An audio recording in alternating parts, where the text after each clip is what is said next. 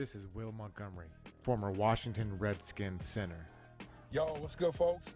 This is Trey Johnson, the headbanger, yo, and you're listening to Mess Hall with Rally Captain and Tailgate Ted. Word. What's going on, everybody? Welcome to the Mess Hall. It's your boy Tailgate Ted, joined as always by my man Rally Captain.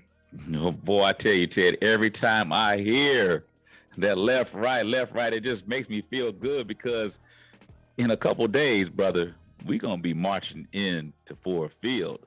Left, right, that burgundy and gold. We rep it to the day we're dead and cold. Let's get it. I hear you, man. The only thing that kills me is I took that from an Eminem song, and knowing Eminem's all about Detroit, I kind of wanted to change it today, but I figured I got to leave it in there, man. Hey, man, we're going to leave it in there and get some Detroit pizza. You're going to have to take some pictures when you're out there. But real quick, I want to thank everybody that sent some tweets. I got some text messages. People were actually didn't know we were doing a recap show. So on Mondays or after game day, Rally and I are planning on doing a recap show. It's not a bonus show. Now that the regular season's here, we want to talk about what just happened. And then usually on Wednesday or Thursday, depending, obviously we got Thursday game this year, so it ain't going to be on a Thursday then, but we want to talk about the upcoming opponent. So the best way to know when a show's dropping, make sure you subscribe to the podcast, whether it's on Apple or Spotify or whatever, or on YouTube. Just hit subscribe and you'll get a notification that we'll get a new show out. That's the easiest way to do it, guys. Subscribe and you won't miss a thing. And as Ted always says, it helps us in the long run. It really does. So help us help you. Speaking of helping us, remember, we got Woodbridge Collectibles came on as a sponsor. So this actual episode is brought to you by Woodbridge Collectibles. They're your one-stop shop for a variety of memorabilia, from music to sports and your hometown favorites. They also do a great job of custom framing. So if you're on YouTube right now and watching this, there's a framed Kerrigan jersey in my picture and a framed Sean Taylor. And I'll also put this out on our Twitter and Instagram so you can see it. They do custom framing for all kinds of stuff. They actually framed this for me. That's my Kerrigan jersey, and it's a picture of me and Ryan inside there. And that's my Sean Taylor that you got there. So if you guys got anything you need to get framed, go to woodbridgecollectibles.com. You can use code DMV Mess Hall for 15% off. Or if you want something that's already framed, they got a bunch of stuff on their website, man. I'm looking at a signed Troy Polamalu picture here, a Ray Lewis. I'm looking at a Micah Parsons jersey, a Clinton Portis jersey, a Dexter Manley jersey. I might need to hit them up about that. But These guys got a ton of stuff.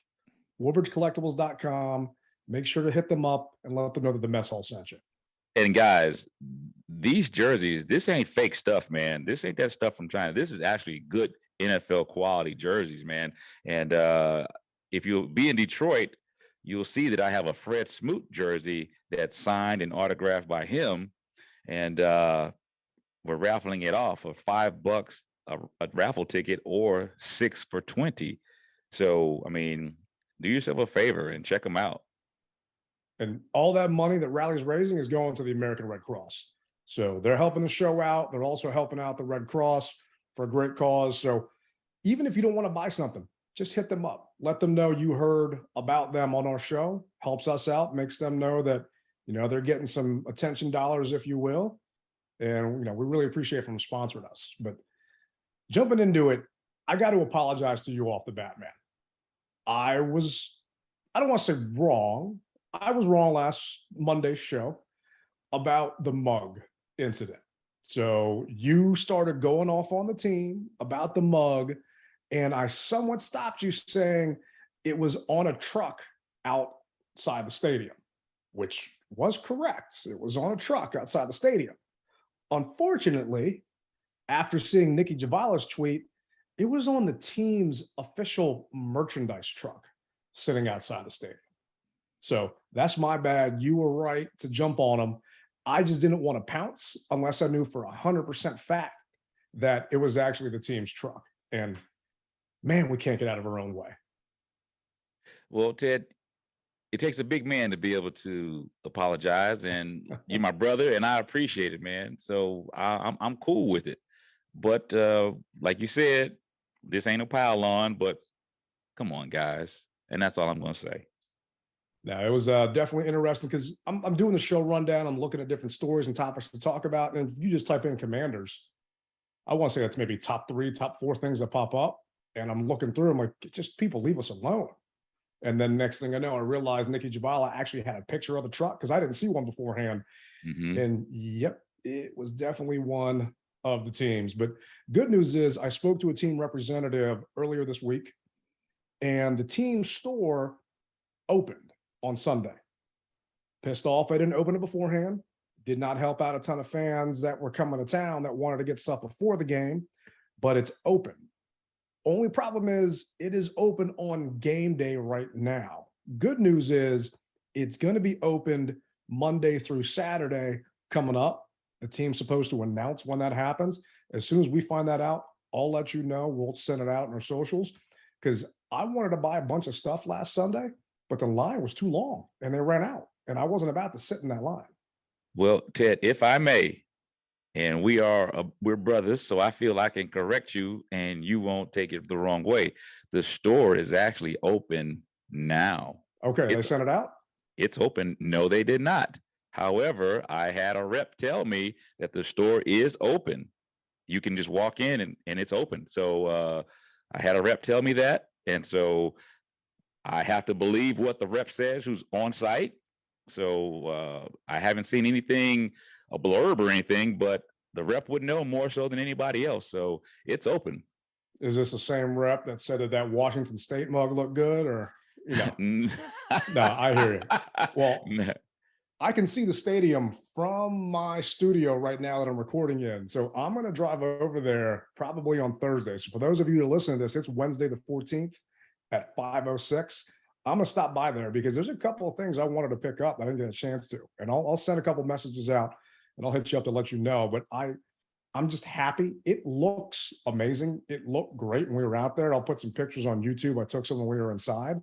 Okay. They did a good job. I just wish they would have, kicked it in gear a little bit more and got it open ahead of time so we could all rock some of that new gear beforehand. And they definitely had some nice swag sitting inside that spot. Well, I can't wait to go there and get my little couple percentage points off being a season ticket holder. Yeah. That definitely is a bonus. I know they've got a couple of good deals out there. But speaking of good deals, Brian Robinson Jr. was back at practice today.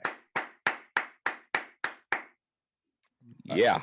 I mean, it's hard to believe that this man was shot and he was back at practice on a bike and then doing agility drills, ladder drills on the side field. And it's just, there's, regardless of what you believe in, there's a higher power looking down on that young man when that accident, that tragedy happened. Is that malicious act of violence. And the fact that he was back out there at practice is it's all a good sign that he's out there with his brothers. We talked about how he brought those Oreos to his teammates because, it was his turn for rookies to bring in snacks for the room. And then now he's out there at practice. The real key is to see how his knee and how he actually reacts after exercising on that thing and after doing some training on that. We know he's out for at least 3 more games, considering they put him on the NFI list. And I was going to ask you that, Ted. So let's say hypothetically, by the glory of God, he says, I'm good. Obviously, he couldn't play this game, but would he be able to play against the Eagles, or does he have to sit out 4 weeks? He's got to sit out 4 weeks. There's no way you can jump in ahead of time and ahead of schedule. Gotcha. So it's just, NFL rules, but 4 weeks, considering what we were all thinking when it happened. And then, once we got updates, we're thinking, okay, maybe he'll come back next season. Who knows? Now knowing that he was out there on a bike, I got a Peloton behind me. You can't see. I don't know the last time I actually jumped on that dang thing. So what? Hey, it's, I've been living at the beach. Okay. Get back on there for, football season. But Brian Robinson Jr. was out there. Cam Curl was out there doing individual drills. John Allen was out there. Wes Schweitzer was on the side field, so he didn't actually get a chance to really participate. But these guys were there. There were question marks. John Allen was on with the Sports Junkies on 106.7 The Fan. Talked about his MRI. He came up with a groin injury. said he was fine. So fingers crossed. It's only Wednesday, but that's when the first initial injury report comes out. And we know that these guys were out there at least participating. Man, oh man, oh man. All I'll say is young bull, as Doc Walker says, young bull, keep getting better, baby, because when that time comes for you to get back on that field, oh, we're going to be like a hot knife going through butter. I already see it, brother. I can't wait, man, considering what we did this past week, and that was with AG, and we get another weapon added to the mix. It's going to be great, man. But also, speaking of young bulls, we lost Vidarian Mathis. He's out for the year with a meniscus. Yeah. The Commanders brought on, definitely prayers out to him. The Commanders brought on Donovan Jeter. Jeter was in camp with the Steelers, and I got a clip on Rivera talking about why they decided to bring Jeter in. Oh, I want to hear that. With Donovan Jeter, why was he the defensive tackle? Big, stout, physical young man, more so than anything else. We got a chance to watch him, and I'm going to mess up his name, but we also watch Benning Poala, something like that. I apologize for Benning, but we got a chance to watch Benning. We both like their tapes a lot. Right now, with our situation, we opted to sign the bigger guy, a bigger body. Space eater up inside, very active as a player. I like his first step quickness, his ability to get into the crease and hold the point. He holds doubles pretty well, so he's going to be a little bit of a space eater and allow those guys behind him or the guys next to him to work and make some plays, because big guys like that with quickness, command a little bit more attention inside. How difficult is it to jump in, right at the start of the season and be ready and be available? Well, you haven't gone through camp with the Steelers and playing as well as he did. We just felt this is a young man that we'll give a shot and see. And he's a bright young man. He's done a nice job so far. He's only been in the playbook for 2 days, but he got an opportunity to rotate in and out. In fact, we rotated Benning in and out as well. So both those guys got a lot of snaps today. I'm anxious to watch them on tape. So it was great to hear Rivera say he's a space eater, because that's what you heard about Mathis when we drafted him, that he's going to eat up blocks. He's going to get in there, stuff that run, and let those linebackers make plays. And we only had, I think it was 8 combined sacks with Holcomb and Davis this past week. I'm hoping that Jeter gets in there and he gets a chance to give Payne and Allen some rest, because you don't want your defensive interior lineman playing 80% of snaps this early in the year, because they'll just get worn down as the year goes along. Yeah. So it's good to hear that they addressed it on paper. I'll be curious to see how many snaps he gets coming into the game going in Detroit. And I'm also happy that we're playing in a stadium, in a dome, because we don't got to worry about that heat and that sun bearing down on the guys. Yeah. Man, I got to tell you that it makes me feel good, especially this week, because Detroit likes to run the rock, and they love to run the rock tight end guard sets. They like to run it up that, I forgot what hole that is, but they love to run it through the tight end, the tackle and guard.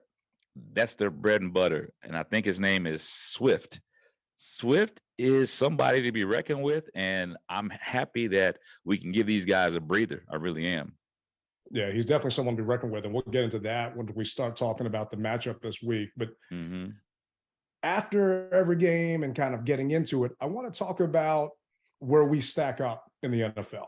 So the NFL, there's so many power rankings out there. You got ESPN, you got NFL, like just different ones out there, CBS Sportsline. So the NFL.com power ranking previously had the Commanders 30th to start the season. We talked about that in a previous episode. That was just, to me, felt like disrespect, but you got to prove your worth. Well, after this game against the Jaguars, we proved our worth and moved up 6 spots to 24 in their eyes. And the blurb that they had was the Commanders got the full Carson Wentz treatment in his Washington debut. The veteran quarterback threw 2 early touchdown passes to put the Commanders in command, then tossed a pair of interceptions on successive plays that put the game on the brink. But credit Wentz for not letting the game spiral away. He led Washington on 2 more touchdown drives in the fourth quarter to secure a 28-22 victory and win over the Commanders faithful. for the time being. Anyway, the Wentz experience has always been a roller coaster. Another NFL fan base is buckled in with no chance to exit the ride. Hold tight. You know, I didn't like the ride, but I like the experience. How about that? I didn't like it, but I will say this: if we want to look at years past, we'd have been done. Oh yeah. I don't think that we would have been able to come back the way that we did in the fashion that we did. I mean, we put the nail in the coffin. So I'm okay with it. And it kind of reminds me, in all honesty, of Fitzpatrick, because this is what we knew. We knew Fitzpatrick was going to. We've now seen 1 week of games in the NFL. We knew that Fitzpatrick was going to do that. And I don't know why all of a sudden this noise came out of anywhere, but anyway, we knew that Fitzpatrick could be the same way. So we were kind of ready for Fitzpatrick.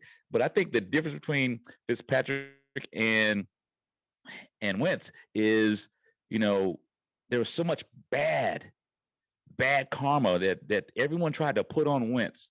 And now we saw it. And I'm okay with it, Ted. I mean, trust me, bro. I feel as though the difference now is we can come back and win ball games, and we showed that we could. And these guys have confidence now in Wentz, and it also gives Wentz the confidence to brush his own shoulders and say, hey, Irsay, take that. Hey, Philadelphia, take that. So I'm happy, bro. I really am that we finally were able to do it. I am too. And what all these analysts and people making these power rankings don't get is all of the quarterbacks that have come through Washington. Mm-hmm. We haven't had someone with Carson's poise and arm strength and just ability and veteran presence in a long time. No. And we talked about last week, last episode, Kirk, didn't even have that type of veteran presence because he was a rookie here and he just came all the way through. So people may say, hey, we're strapped in, we're buckled in for this roller coaster. I'm sorry, but this is nothing but up considering who our quarterback was the past couple of years. Alex Smith experience, averaging less than 170 yards a game. That was boring ass football. We were 6-2, 6-2. And people were still not going to games because it was boring football. People will come back to FedEx to watch this roller coaster if it's fun. And the thing is, you go back and talk about Fitz, it reminds me of RG3. And I remember there are times when it would be 3rd and 16. I'm not even talking score. I'm just talking down and distance. Mm-hmm. And you never felt that we could not get that first down. And yes, it's week 1 and it was the Jaguars, but the fact that we were down and we gave the game back to them and they never lost hope. They never lost faith. Carson never showed any chinks in his armor and they came back, had those 2 touchdowns. I mean, I was just listening to Kevin Sheehan's podcast and Cooley did his breakdown of Wentz and just hearing that. If you guys get a chance, you got to check it out after you listen to us. And just hearing the poise Wentz had and everything he did, all the small things he did to just step up in the pocket. The throw to Terry where he held that safety and made that safety stay inside until the last second when he knew he was going to throw it over to Terry and then chucked it down there so the safety didn't have enough time to break on that ball. It's those little tiny things that, yes, it's going to be a roller coaster, but man, it's going to be a fun one. And our offense, Joey Theismann's been promoting his new football life. It's coming on Friday night on NFL Network. Joe's a homer. There's no way around it. But I also trust Joe when he's talking about offense because the man knows. And this is going to be an exciting offense. And I am holding on for this ride. I cannot wait. Oh, agreed. And one game in, bro. 16 more to go. So I'm ready, man. I'm hoping more than 16, but we'll see how it goes. Definitely. We're not going to put the cart before the horse, but definitely we're ready. Everybody's amped up. The DMV is amped up, bro. Everybody that I talk to on the street, everyone that I talk to at work, I mean, granted, like you said, it's just one game, but for once, there's like some excitement, truthfully, here. And it doesn't feel like it's going to go anywhere anytime soon. And I'm telling you, man, it's because it's fun to watch. When we were winning those games with Alex Smith, it was boring. And you just wanted those games to end. But seeing this and seeing what he's doing in this air attack, this is a 2022 NFL offense. Rivera wanting to grind it out. When we won those 4 games in 2021, that was just all on the ground on the back of Antonio Gibson. And okay, it was fine, but it wasn't exciting at the end, and we still won the game. This is exciting, so people are talking about it. But it's week 1, so I'm trying to stay medium, but I am excited. But the Lions, I don't know if this is Hard Knocks hype or what, they're actually favored for the first time since 2020. I think in 24 games over an opponent. They have been the underdog in every single game for the past 24 games up until this weekend. So I thought that was pretty interesting. Well, I'm going to say this, and I've actually been saying it. Detroit isn't a bad team. They aren't as bad as everyone makes them out to be. Are they better than the Commanders? I definitely hope not. But if you remember, for our 4-game picks, I did pick Detroit to beat us. So I did pick them to beat us, but I believe now that if anybody's going to do it, it's going to be on the back of Carson Wentz, and he's going to get it done at Ford Field. I really do. So if I can change my pick, you can always change it. I'm going with the Commanders, brother. I'm rolling with them, and it's not just because of the first game. Well, actually, let me take that back. It is because of the first game. I couldn't get a good sample size from preseason. I just couldn't. But that first game showed me that A, he has the moxie. B, we knew he had arm strength, but to see him put that ball where he did, like you said, echoing what you said, man, I haven't seen that in a long time. So I'm going to go with the Commanders in D-Town. I really am. And I'll give my pick here towards the end, but the Lions themselves were previously ranked 25th in power rankings before the season started. They actually moved down a spot to 26th. So it says here, the Lions opened the season by hanging until the final minute with a loaded Eagles team that has the look of a potential NFC superpower. This counts as progress for Dan Campbell's team, which showed resolve in the 38-35 loss at a raucous Ford Field. There will be a time when merely hanging with a tough opponent won't be good enough, but for now, the Lions appear on the right track. Keep an eye on DeAndre Swift, who ran for 144 yards and looked fully primed to deliver the biggest running back season by a Lions player since Barry Sanders was in town. The defense is an obvious work in progress, but the Detroit attack looks ready to go. And you mentioned Swift earlier. He did look good, and he does concern me. And I don't want to say this is good news because it's never good news when someone's hurt. But Swift didn't practice today. He was a DNP with his ankle. He actually wasn't even at practice. So usually that means they're out seeing a doctor. Yeah, getting treatment. Yeah. I wouldn't even say getting treatment. They're out getting it looked at.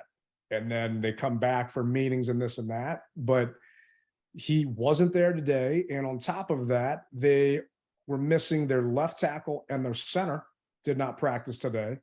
And their left guard was limited. So wow, they're coming in the game banged up. We're also coming in the game banged up. But more importantly, Swift, who I think was Pro Football Focus's #1 running back this past week. I mean, how can you not be 15 carries for 144 yards?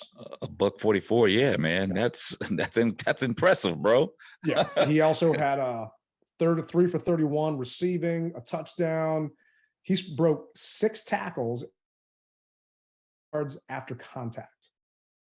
So he's definitely a tough guy to bring down. I actually watched the game film last night. Okay. And I was about to go to sleep, and I wish I didn't because it gave me nightmares seeing that guy run up and down the field. Well, their backs coach praises him highly. And Deuce Staley. Yeah, Deuce Staley. Yeah, the Deuce Staley. Yeah. And you gotta, if Deuce Staley praises you, then you got something there, because he's not gonna blow smoke up your butt. So, and when I saw him in Hard Knocks, I was like, holy crap. Okay, we gotta be able to be able to fight this kid, because it's gonna be a brawl. I'm looking forward to it. I'm hoping that, as Coach Rivera says, we can have 4 or 5 rushing as one. That's what I'm truly hoping, and everyone maintains their gap, because I'm telling you, they like running that outside zone, man, that outside veer, if you will, right from the tackle, guard, tackle, right off that. They love running it, and he will bust it wide open, man. So we've got to be on our P's and Q's. And I believe that our team is up for it. No ifs, ands, buts about it. They definitely need to get up for it, at least in the running game. I mean, in passing attack, ESPN has a new stat. I don't want to say it's new, but ESPN Analytics, it's called a pass rush win rate and a team run stop win rate. It's basically talks about your defensive lineman, your offensive lineman, how long they can keep their blocks, and if they're holding them or not. And against the run, we were actually 28th at 26%. So not too good. And considering how many rushing yards they had last week against a good Eagles team. I mean, the Eagles, I picked them to win the NFC East. So I think the Eagles are still going to do it, especially after watching that game last night. It was a little worrisome, but they put up 181 yards on the ground against the Eagles. That's no joke.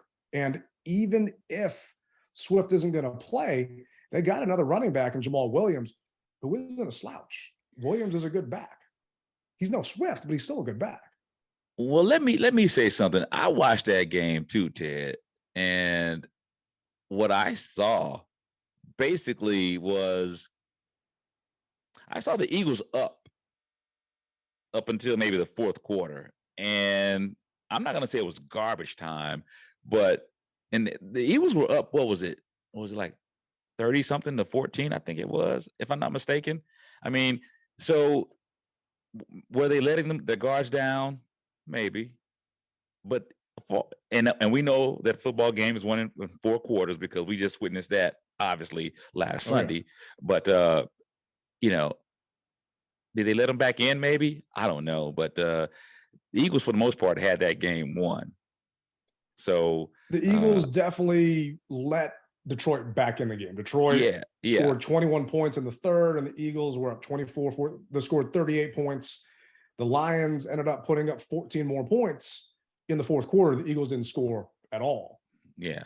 It's just, regardless of when it happened, it happened. And I don't want to say that the Eagles were in a prevent defense or anything like that.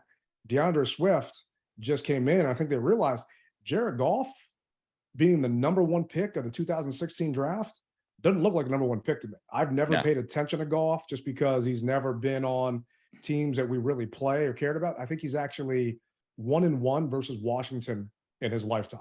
So I don't do fantasy football. I could care less about you if you ain't playing for us. I don't do that either. But Goff last week did not do well. He was 21 of 37 for 215, and he had a pick. He looked bad. He does not concern me at all. What concerns me is that rushing attack.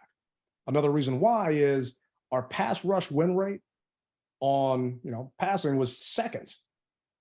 First to the Eagles, we were second at 58%, and the Eagles were first at 59%. So the Eagles were able to get pressure on Goff, and that's a lot why I'm not concerned, because our front four, I feel, can get pressure on Jared Goff. We just need our backs, our defensive backs, to actually hold and cover for more than a second or two, so we can let that rush get there. Because that's really where I'm concerned is, your linebackers back to your secondary. And we all know Defoe had a heck of a game, but the middle of that field was still open. And what really concerns me is their tight end, Hawkinson. That guy is no joke. He is going to give us some fits. We talked about Jamin Davis being on Christian Kirk. Jamin Davis could not be covering a wide receiver. Everyone knows that. It's been Yeah. beat to death. Yep. But should he be covering a tight end? Yeah. Is he going to be covering a tight end? Yeah. He So better. we need to give him help because that guy is a stud. And I'm concerned that Goff is going to look at him a lot more because of this matchup against our linebacking core. And if we start to dedicate a safety down towards that tight end, then we might get hit over the top. And it's just different things here and there that they could scheme up for. So it's going to be an interesting matchup. The spread, depending on where you look at it, is 2.5 to 1.5 now, which basically is a pick 'em. Usually your home team gets 3 points just because of crowd noise and this and that. Well, right now it's anybody's call. But because of this defense, I think it's going to be a high scoring game. I think we're going to get into it unless we can get some pressure on Jared Goff. Man, we'll be able to get the pressure. I believe that their offensive line is a little porous. So I believe we'll be able to get through and get pressure. And as you said, I'm not necessarily concerned with Goff, even though he still is a starting quarterback. You need to be afraid of any quarterback, but or concerned, shall I say, not afraid. He's not a Brady, or some of the other guys, but he can still put the ball where it needs to be. He just hasn't been where they need him to be. And I'm hoping that maybe, this is their 5th preseason game, if you will. They're still in preseason mode. You know what I mean? And we're in full game time mode because I don't want to be the kid who gets beat by him. We've had our versions of Texas toast, and I don't want our guys to be toast. So if they can maybe at a certain point in time play that tight coverage and not let anybody get over the top, let's hope we can get that done, man. Now, if we can get that tight coverage and actually get some pressure and hold on to those guys, because last week, we talked about it. You were pretty upset with Kendall Fuller. Well, Fuller and William Jackson graded out horribly the past game. Fuller was a 32.6 and Jackson was a 54.5. And it's just, those are your cornerback 1, cornerback 2. So we need those guys to step up. We need those guys to play like they're getting paid. I mean, we brought Jackson in here last year on a nice, massive contract, and he has not lived up to it. And Fuller, everyone was so upset when we lost him because of that Alex Smith trade, and so happy he came back. And this past weekend's game was very uncharacteristic of Kendall. But at a certain point, you are what you put on tape. And what he put on tape last week was not good. And let's see if he can change that this week. I'm hoping so. And like I always tell you, hey, everyone can make a mistake. So hopefully that was his mistake. He's getting his legs back underneath him. Real ball game time. This can be his bounce back week. And I think he's going to need it. And I know Carson doesn't come off as this kind of player that needs that, newspaper article material to kind of keep you in check. I remember Gilbert Arenas going to Wiz games, would always put clippings of all the people that got drafted over him. Well, Jared Goff went 1 in the 2016 draft. Carson went number 2 in that draft. So it's interesting to see that 1 versus 2 matchup and to see, is Carson going to be like, hey, I should have gone 1. You guys slept on me. Who's better now? Type of thing. Yeah, like, was it Luck and RG 1 and 2? So yeah. Yeah, we know how that ended up. Exactly. Both of them are out of the league now. So, but it's going to be a good matchup, man. It really is. And I'm ready for it. I really am. I can't wait to get to Detroit and start my rally captain voodoo over the baby blue. Bring all that voodoo out you can do, man. And I'm hoping that voodoo works, because the last time Detroit was actually favored, they ended up losing 20-0 to the Panthers. So, fingers crossed every time they're favored, at least the last time they were favored, they got shut out. And I'm not calling for a shutout, but I am thinking that we're going to pull this off. When we started the season, talked about this beforehand, I did pick us to beat the Lions just because it was the Lions, and I don't think that they're that good. I didn't realize that the Lions have actually won 5 of the last 6 times we have played them. So I must have blacked out those games, or, my therapist helped me get out of my head or what. But 5 of the last 6 meetings against Detroit, and the last time we played them was 2020. And I'm hoping we can kind of flip that now that we're the Commanders. And it was Washington Redskins, actually, football team. Football Redskins team. when we played them last time. So, yeah, well, I got to tell you, this is my get back revenge tour, because I was there for a field in 2018 when we drove down the field with Kirk Cousins and scored a touchdown, but we left too much time on the clock.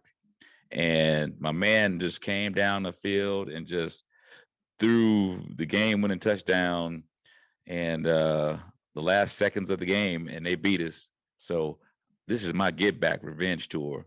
So, and for everybody that's watching on YouTube, I'm going to be posting pictures from 2018 when we were the Redskins to obviously this year, 2022, as the Commanders, with side-by-side pictures in front of Ford Field Stadium. So stay tuned to look for that. Yeah, but back then it was also Matt Stafford. So yeah, it was. Like I said, Jared Goff, he does not scare me. To me, we lose this game if we beat ourselves. We lose this game if we turn the ball over more times than they do. We were lucky last week that the Jags didn't capitalize on one of our turnovers. They missed a field goal. We lucked out. I don't think we can afford to get that lucky again this week. And one thing that does concern me after watching that film, they like to blitz. Mm-hmm. And I think during Wentz's presser today, one of the Sam Fortier, one of the guys, Ethan Godot, was talking about how Carson is one of the most blitz quarterbacks in the NFL. Carson had no idea that stat, but after watching that game, and I don't know if this was a game plan to try and keep Jalen Hurts in the pocket. It obviously didn't work because Hurts, I think, had like 90 yards on the ground last week. I mean, it was something ridiculous. Yeah, actually 90 yards on the dot last week, but they love to blitz. And on top of that, they like to bump and run. So they like to press cover and line right up on top of you. So my concern is, we talked about it during preseason, Jahan being a smaller receiver, is he going to be able to get off that line? Is he going to be able to win that route off the bat if he's getting jammed, if he's getting pressed? And that's something I'm going to be watching. I wish I could see it in person. It's kind of hard to see on TV at times, but that's something that concerns me, because if they do bring that blitz, and the Jags did bring a couple too, and we match protected, and Carson was only sacked once, but Wentz has no legs like Hurts does. I mean, Hurts was able to scramble, move around, get out of that pocket, and actually run and make him pay for it. If they bring that blitz against Carson this week, can we pick it up? Are we going to have a chance to capitalize on that? And more importantly, can our receivers win quickly to give Carson a chance to get that ball out? They're going to have to, and he's going to have to choose his hot routes, obviously. And, I'm very interested to see what Scott Turner is going to draw up, because he knows that same stat. He knows what his offensive line is working with. So it's going to be interesting to see. One thing that kind of scares me, Ted, well, I shouldn't say scares me, but worries me, if you will. This is going to be our team's first true matchup. And as you said, they're in a dome with possibly silent count. And I know Matsko is going to have them trained up, but that's actually what helped us beat, in my opinion, the Jags, having so many false starts. So here we are in this dome with Ford Field, and Lions fans aren't necessarily that loud, but if you give them something to keep them in the game, they will be loud. So I'm very interested to see how our offensive line and Scott Turner handles the silent snap counts and things of that nature, and the shifts that we do to be able to keep the defense off balance. That's going to be a concern to me, man. The good news is Chase Roullier is great. at that kind of stuff, being able to point things out. And, you know, I've got faith that Matt Scal is going to prepare that O line. But I mean, Detroit starting off 0-2, I mean, their fans are going to be into this game. Oh, yeah. They think about us just kind of like we think about them. This is completely winnable. And those fans are going to be into it. And I hope that we shut them down early, shut them up early, kind of like we did at Jacksonville, but we let our foot off the gas. We, you know, had that fumble with Curtis Samuel. We had those 2 picks, and we've talked about it. We can't afford to do that on the road. We got to keep pressing. And I'm hoping that we can do that this week. And one stat that I saw out there was we actually led the league in yards after catch on 3rd down. So 75 yards after catch on 3rd down. And we were 4th in yards after catch on all downs with a $173. So that means, you know, those quick passes, those quick hits, I mean, turn some of those screens, turn some of those slants into some long gains to make that defense kind of back off and play off a little bit and bring that pressure, knowing that's not going to get there. I am excited to see that and how we adjust, because it's going to be a test. But who would you say is your Woodbridge Collectibles signature player for this week? What player on the Commanders, whether it's offense or defense, has to have that game that puts us over the top? I'm going to say Curtis Samuels. My Woodbridge Collectible Player of the Week is Curtis Samuels. I saw what he did against the Jags, or we saw what he did against the Jags. I'm hoping that Pater can strike again with him, you know, and the moves that he put on those guys, do that 2 weeks in a row, because technically we still, I don't know about you, I feel good about him, but I for the life of me, I'm saying, okay, when is he going to regress? Not that I want him to, but it's just based upon everything that happened last year. It's like, okay, when is it going to happen? And that could be that whole Ashburn syndrome. You know, it really could be, because I didn't see that last week. But once again, do it 2 weeks back to back, and then maybe that thought of you failing, if you will go away. So I need to see it one more week. So that's my Woodbridge Collectibles Player of the Week. And good news is Curtis wasn't on any injury report this week. He was a full participant in practice. I mean, it's odd to see. I'm not used to it at all. Okay, see, yeah.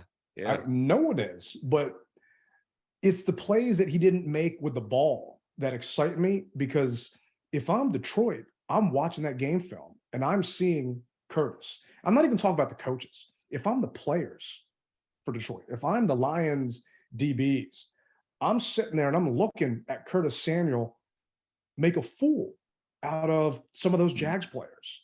I'm seeing those guys. I know posters aren't really a thing anymore, but basically, you know, posterizing those guys in some of those plays. You know, that one guy, his jock strap's still at FedEx. You know, Curtis is just sitting there juking right past him, and nobody wants to be that guy. And it was John Keim was going back and looking over the film. John Keim, ESPN reporter, great guy to follow, and actually does our intro for another one of them, and was talking and breaking down a couple of plays where Curtis got so much attention, it opened up the field for Logan. It opened it up for AG coming around. So I think Curtis is going to do well. I don't think he's going to be targeted 11 times, because I feel that they're going to use him as a decoy personally. My Woodbridge Collectibles signature player of the week is Logan Thomas. Okay. We know Carson loves tight ends, but last week was an anomaly, and Curtis got the most targets out of anybody. I think Scott Turner is going to basically use last week's game plan as a decoy for this week, thinking, you know, you want to try and stop all of our wide receivers? Good luck. But, oh, hey, by the way, Logan Thomas is back. Logan Thomas is here. He is healthy. He was 100% participant in practice today. And it was one catch that actually Pete Haley talked to him about this. Logan gets up off the ground after catching that ball and brushes off his knee and acted like, I'm here. It's good. Let's go. And I want to see Logan do that same thing on Sunday. against Detroit. I think he's going to have a heck of a game. I think he's going to give us a chance to exploit their blitzes. He's going to be hot reads on some of those, and he's going to make them pay. Man, do you know you got me my heart racing right now? You really do, bro. I mean, when you put it that way, it's like, oh, let's get this, man. And each time he catches the ball, it just gives him that much more confident feeling that, hey, I can do it. Because like you said, he brushes his knee off like, okay, let's do it. So you know he was flying high. So now you get him a couple more catches and he's going to feel like Iron Man. And Cole Turner was back at practice today. So knowing that we're getting guys back that haven't been there and it's just more weapons, this offense is exciting. And we've only seen 1 week. To think about all the things Scott Turner can do. I mean, back in the day, I remember watching Joe Gibbs just scheme up, and you know that he would sleep at the office. He wouldn't sleep. He would be there until the trash truck came the next morning. And that was basically his alarm to say, you better go home. And the week after that win, there would always be something from the previous week that was another wrinkle added to a play that the defense tried to prepare for, but then we hit you with an okie doke over top. I feel that that's what Scott Turner is going to do with all of these weapons. That's what Turner is setting these guys up for, and Detroit's not going to know what hit them. And I had us at, what was it, 7-8? Yeah. Well, how many? No, 7-9. After week 1, I might have to adjust some things depending on what this defense does. Yeah. Well, the defense still scares the hell out of me. I mean, we are 1 injury in the secondary away from having Wild Goose out there. It's just things like that concern me because we don't have a ton of depth. But we haven't gone 2-0 since 2011 when Rex Grossman and John Beck were our quarterbacks. We got a chance to go 2-0, man. Yeah, we do. And I'm not going to look that far. I'm just going to let it play out. And when the clock strikes 0, if we by chance are 2-0, then you will know it. Since when am I the super excited positive one and you be the medium one? What's going on here? Hey man, I hate Ford Field, bro. So because of that, I gotta let the clock strike 0 before I get too excited. I mean, now what you said a couple paragraphs back, yeah, I was excited about that, but I've lost that Ford Field, bro. So I just needed for that clock to strike 0, and then I'll be happy with the Commanders on top, and then I'll be happy. That's all I'm saying. But you lost at Ford Field with that old rally chain and that old jersey. We're a new team now, man. And we're undefeated. We're undefeated. All of that bad mojo is gone. It's out. So I'm hoping we can do it. What do the Commanders have to do in your eyes to get this W? Okay, well, first, as I said before, defense has got to be on their P's and Q's, looking out for Swift. And something that you brought up about Scott Turner saying that, we're going to bluff with Samuels. They may bluff with Swift. They may use him as a decoy to do other things. So I'm hoping that we don't fall for the okie doke as well. We've got to give Carson just a couple more seconds to make him feel more comfortable with the offensive line. We've got to do that. And as I said earlier, our offensive line has got to be on the money as far as their silent counts, because that dome noise, man. Now, they're not like New Orleans, but that dome noise can throw you off, and we need to lessen our penalties, and I think we can walk away with a dub.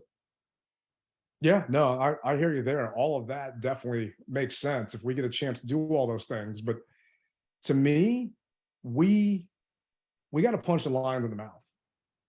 We have a dominant defensive line. These guys need to earn it. Duran had maybe one of his best games I've ever seen him have wearing burgundy and gold. You know, Montez was there almost a couple of times. And if he can get there and if he can hit golf and we can get pressure on that guy, then if we can control that line of scrimmage, I think we got a chance to run away with this thing.